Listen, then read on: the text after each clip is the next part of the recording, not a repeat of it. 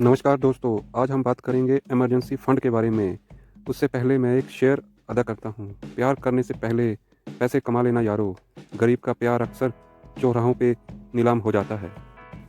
आज जो हम बात करेंगे वो नंबर 1 पे इमरजेंसी फ़ंड क्या होता है, नंबर 2 इमरजेंसी फ़ंड में कितना पैसा होना चाहिए, नंबर 3 इमरजेंसी फ़ंड का पैसा कौन से अकाउंट में रखना चाहिए, नंबर 4 इमरजेंसी फ़ंड में पैसा हम कैसे डाल सकते हैं, नंबर 5 इमरजेंसी फ़ंड के पैसे का इस्तेमाल हमें कैसे करना चाहिए। आप कब कैसी फाइनेंशियल सिचुएशन में फंस जाएं, कभी कोई नहीं कह सकता। कभी कोई मेडिकल इमरजेंसी आ सकती है या फिर आपका जो इनकम है उसका लॉस हो सकता है। ऐसे में आपके पास अलग से कुछ सेविंग हो तो आप बड़ी मुसीबत से बच सकते हैं। सेविंग रखने से आपको एकदम आर्थिक मदद तो मिल जाएगी, साथ में इमोशनल सपोर्ट भी मिल जाएगा।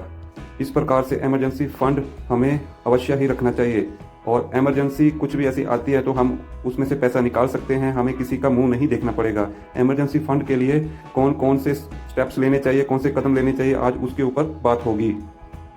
इमरजेंसी फ़ंड में 6 महीने तक का खर्च लायक उसमें पैसा होना चाहिए। ऐसे में इसके लिए आपको अपने खर्च को समझना होगा कि आप अपने खर्च के हिसाब से कितना पैसा बचा सकते हैं। इसके लिए आपको अपने पैसे का बजट बनाना होगा। आप अपना बजट बनाइए और उसे सख्ती के साथ फॉलो करिए। अपने गैर ज़रूरी खर्चों में कटौती करना सीखिए।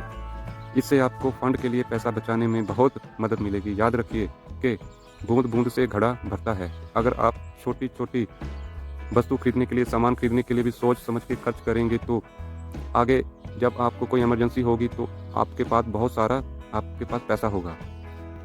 इमरजेंसी फ़ंड के लिए अलग से सेविंग अकाउंट खोलिए। अलग इसलिए ताकि आपके बैंक अकाउंट का लेन देन इससे अलग रहे। साथ ही इससे आप अपनी इमरजेंसी की सेविंग से भी दूर रहेंगे। ऐसा करना आपको साइकोलॉजिकल आपके अकाउंट से दूर रखेगा। अच्छा होगा कि यह अकाउंट आप अपने रेगुलर बैंक से अलग बैंक में खुलवाएं। यह भी आपको एडवाइस दी जाती है कि इस अकाउंट के लिए एटीएम कार्ड ना बनवाएं, ताकि अगर आप खुद पर कंट्रोल ना भी रख सकें तो भी आपके पास झट से पैसा निकालने का कोई ऑप्शन ना हो। इमरजेंसी फ़ंड में आपने अपना सेविंग तो डालना ही है, उसके अलावा कहीं से भी आपको कोई भी पैसा मिले तो जिम्मेदारी समझकर उसे अपने इमरजेंसी फ़ंड में ही डालें। इससे आप अपने अनुमान से ज़्यादा बचत कर सकेंगे। यह समझिए कि उस एक्स्ट्रा कैश के बिना भी आपका काम तो हो ही रहा था, तो फिर अब भी काम हो जाएगा। इसलिए एक्स्ट्रा कैश हमेशा इमरजेंसी फ़ंड में ही डालें। इमरजेंसी फ़ंड सिर्फ इमरजेंसी के लिए होता है। हमेशा इस बात का सख्ती के साथ हमें पालन करना होगा कि इमरजेंसी फ़ंड का पैसा हमें किसी और वस्तु या चीज़ खरीदने के लिए नहीं करना होगा। हमें इसे सिर्फ इमरजेंसी जो हालात कभी आते हैं उसके लिए बचा के रखना होगा। हो सकता है कि किसी वस्तु या किसी चीज़ को खरीदने के लिए हमारा मन करे, लेकिन हमें ऐसा नहीं करना है। हमें इमरजेंसी फ़ंड का पैसा सिर्फ इमरजेंसी के लिए बचा के रखना है।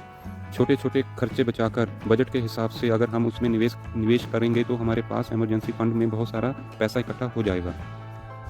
इस प्रकार से दोस्तों आज हमने इमरजेंसी फ़ंड के बारे में बात की है। इमरजेंसी फ़ंड में हमारे पास हमारा 6 महीने का टोटल जो खर्चा है वो होना चाहिए।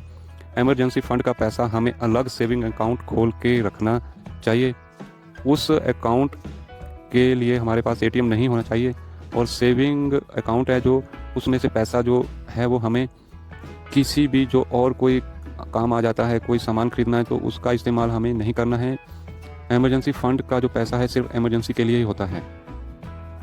ये वीडियो आपको अच्छा लगा है तो इसको लाइक करिए, इसको अधिक से अधिक शेयर करिए और ऐसे ही और इन्फॉर्मेटिव वीडियो देखने के लिए हमें सब्सक्राइब करिए। अगर किसी और टॉपिक के ऊपर आपको वीडियो चाहिए तो हमें कमेंट बॉक्स पे लिखिए। बहुत बहुत शुक्रिया, थैंक यू।